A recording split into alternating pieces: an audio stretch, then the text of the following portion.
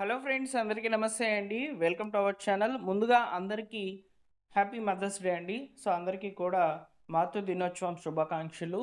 So మీ ఇంట్లో మీ అమ్మల్ని చాలా బాగా చూసుకోండి. సో ఇక లేట్ చేయకుండా డైరెక్ట్గా టాపిక్లో కనుక వచ్చినట్లయితే, సో ఈ యొక్క ఏడాదికి సంబంధించి తల్లికి వందనంలో 78 లక్షల మంది విద్యార్థులైతే అర్హులుగా అయితే ఉన్నట్లు విద్యాశాఖ కార్యదర్శి కోన శశిధర్ గారు అయితే తెలియజేశారనమాట. తల్లికి వందనం పథకానికి సంబంధించి ఈ 2026 మరియు 27 విద్యా సంవత్సరంలో అయితే 2025, 26 విద్యా సంవత్సరంలో ఉన్నటువంటి విద్యార్థులకు సంబంధించినటువంటి డబ్బులనైతే విడుదల చేస్తారనమాట. సో ఈ తల్లికి వందనం పథకం ద్వారా రాష్ట్ర వ్యాప్తంగా ఉన్నటువంటి విద్యార్థులు ఎవరైతే 1వ తరగతి నుంచి 12వ తరగతి వరకు చదువుతున్నటువంటి విద్యార్థులు ఎవరైతే ఉన్నారో వారి యొక్క తల్లి లేదా సంరక్షకులుగా ఎవరైతే ఉంటారో వారి యొక్క ఖాతాల్లోకి 13,000 రూపాయలనైతే ప్రభుత్వం అయితే తల్లికి వందనం పథకం పేరిటైతే విడుదల చేస్తుందనమాట. అయితే ఈ పథకానికి సంబంధించి ఫైనల్ లిస్ట్ అనేది వెరిఫికేషన్‌కి అయితే రాబోతుందండి. ఈ ఫైనల్ లిస్ట్ అనేది అంటే ఎవరు ఎలిజిబుల్ అయ్యారు, సో వారికి సంబంధించి అయితే కేవైసీ కొరకైతే లిస్ట్ అనేది రాబోతుందనమాట. ఈ లిస్ట్ అనేది ఎక్కడికి అప్డేట్ అయ్యి వస్తుంది, సో ఈ లిస్ట్ వచ్చినప్పుడు మీరు ఎలా చెక్ చేసుకోవాలి, ఏంటి అనే వివరాలను ఈ వీడియోలో నేను మీకు క్లియర్‌గా అయితే ఎక్స్‌ప్లెయిన్ చేస్తాను. అలానే చాలామంది కూడా ఏ విద్యార్థులకు వస్తుంది, ఏ స్కూల్ విద్యార్థులకు వస్తుందని చెప్పని అడుగుతున్నారనమాట. సో వారికి కూడా ఈ ఇన్ఫర్మేషన్ అనేది ఉపయోగపడుతుంది. ఫ్రెండ్స్, మీరు తప్పకుండా వీడియోని లైక్ చేయడం ద్వారా ఇన్ఫర్మేషన్ యూట్యూబ్ ద్వారా రికమెండ్ అవుతుంది. సో మీలా ఎవరైనా డౌట్‌తో గనుక ఉండినట్లయితే వాళ్ళకి ఇన్ఫర్మేషన్ రీచ్ అవుతుందనమాట. తప్పకుండా లైక్ చేసే ప్రయత్నం చేయండి. అలానే మీరు ఫస్ట్ టైం మన ఛానల్ చూస్తున్నట్లయితే సబ్స్క్రైబ్ చేసుకోండి. సో ఇలా తల్లికి వందనం పథకానికి సంబంధించి వచ్చేటువంటి లేటెస్ట్ అప్డేట్స్ అన్నిటిని కూడా మీకు వివరంగా తెలియజేయడం జరుగుతుందనమాట. ఇక లేట్ చేయకుండా డైరెక్ట్‌గా టాపిక్‌లోకి అయితే వెళ్ళిపోదాం. ఫ్రెండ్స్, మీరు ఇక్కడ ఇన్ఫర్మేషన్ కనుక చూసుకున్నట్లయితే ఈ ఏడాది తల్లికి వందనంలో 78 లక్షల మంది విద్యార్థులు అయితే ఎలిజిబుల్ అయి ఉన్నారని చెప్పి విద్యాశాఖ మంత్రి విద్యాశాఖ కార్యదర్శి విద్యాశాఖ కార్యదర్శి కోన శశిధర్ గారు అయితే తెలియజేశారనమాట.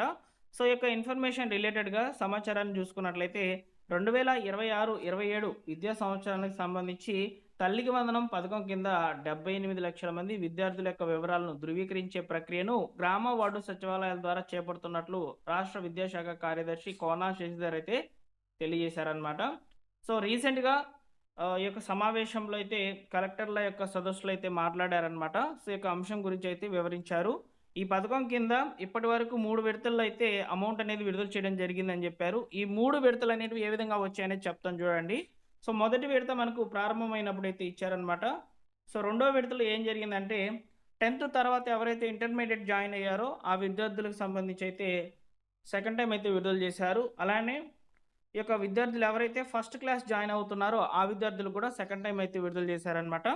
సో థర్డ్ టైం వచ్చేసి ఎలా రిలీజ్ చేశారంటే ఆర్టీఈ యాక్ట్ కింద రిజిస్టర్ అయినటువంటి విద్యార్థులకి కొంతమందికి అమౌంట్స్ అనేవి పెండింగ్ పడడం జరిగింది. కొంతమందివి అయితే వివిధ రకాల కారణాల చేత పెండింగ్ అయితే పడడం జరిగిందనమాట. డాక్యుమెంట్స్ అనేవి సరిగ్గా లేకపోవడము, రాంగ్ డాక్యుమెంట్స్ ఇవ్వడము, ఇలా గ్రీవెన్స్ పెట్టుకున్నారనమాట కొంతమంది. సో వారికి సంబంధించి అయితే మూడో విడతలో అయితే అమౌంట్ అనేది విడుదల చేశారు. సో ఇలా 3 దఫాల్లో అయితే అమౌంట్ అనేది విడుదలై ఉంది. ఇప్పుడు వచ్చేది మనకు నాలుగో విడత అనమాట. అయితే ఈ నాలుగో విడతని మనము రెండో విడతగా అని చెప్పుకోవచ్చు అనమాట. సో కాకపోతే ప్రభుత్వం అయితే నాలుగో విడతకి అయితే చెప్తోందండి. సో ఈ యొక్క 2026, 27 విద్యా సంవత్సరానికి సంబంధించి అయితే డబ్బులను వేస్తారనమాట. ఇక్కడ 2026, 27 విద్యా సంవత్సరానికి డబ్బులు అని చెప్తున్నారు కానివ్వండి, యాక్చువల్‌గా డేటా అంతా కూడా 2025 మరియు 26 ఈ యొక్క విద్యా సంవత్సరంలో ఉన్నటువంటి విద్యార్థులకు సంబంధించి మాత్రమే డబ్బులనేటివి పడతాయి. ఎందుకంటే హాజరు పర్సెంటేజ్ అనేది తీసుకుంటారు కాబట్టి, సో విద్యార్థులు ఎవరైతే ఈ సంవత్సరంలో 2025, 26 విద్యా సంవత్సరంలో ఉన్నటువంటి విద్యార్థులు ఎవరైతే ఉన్నారో 1వ తరగతి నుంచి ఇంటర్మీడియేట్ సెకండ్ ఇయర్ వరకు ఉన్నటువంటి విద్యార్థులకు సంబంధించి అయితే ఈ యొక్క డబ్బులనేటివి పడడం జరుగుతుందండి. 75% హాజరు ఉన్నటువంటి విద్యార్థులకు సంబంధించి మాత్రమే ఈ డబ్బులనేటివి జమ చేస్తామని చెప్పి ప్రభుత్వము చెప్తుందనమాట. ఇకపోతే ఈ యొక్క పథకానికి సంబంధించి ముఖ్యంగా ఏ విద్యార్థులకు సంబంధించి డబ్బులు పడతాయి? ఇక్కడ స్కూల్‌కి సంబంధించి అయితే అడుగుతున్నారండి. ఏ స్కూల్ విద్యార్థులకైతే డబ్బులు పడతాయనేది. సో ఇక్కడ మీరు గుర్తుపెట్టుకోండి, గవర్నమెంట్ పరిధిలో ఉన్నటువంటి ఏ స్కూల్‌కైనా, ప్రైవేట్ స్కూల్స్‌కైనా గానీ సో ఇక్కడ డబ్బులనేటివి పడతాయన్నమాట. ఎయిడెడ్ స్కూల్స్ ఉంటాయి, గురుకులాలు ఉంటాయి. ఇలా ఏవైనా సరే గవర్నమెంట్ పరిధిలో రిజిస్టర్ అయినటువంటి స్కూల్స్ ఏవైనా ఉంటే సో వారందరికీ కూడా ఈ డబ్బులనేటివి జమ కావడం జరుగుతుందన్నమాట. 13,000 రూపాయలు. ఓకేనా?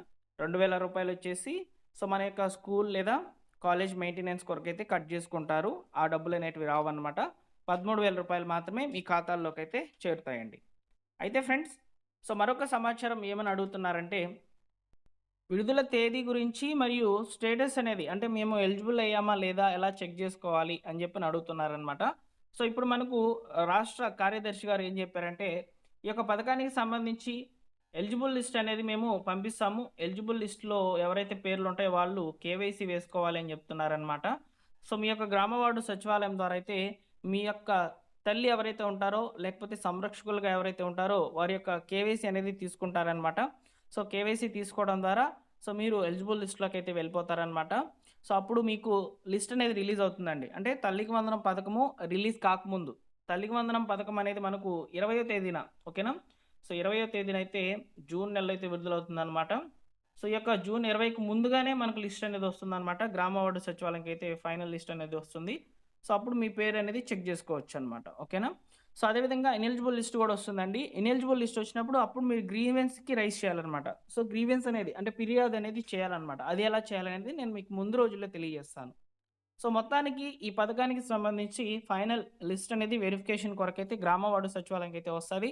సో అక్కడ ఉన్నటువంటి అధికారులు ఎవరైతే ఉంటారో మీ క్లస్టర్ అధికారి వాళ్ళే వచ్చి కేవైసీ తీసుకుంటారు. కేవైసీ అనేది వేయడం ద్వారా సో మీరు ఎలిజిబుల్ లిస్ట్‌లోకి అయితే వస్తారనమాట. ఇక్కడ స్కీమ్స్‌కి సంబంధించి ఎలిజిబిలిటీ చెక్ చేసుకోవాలనుకుంటే మీరు చెక్ చేసుకోవచ్చు.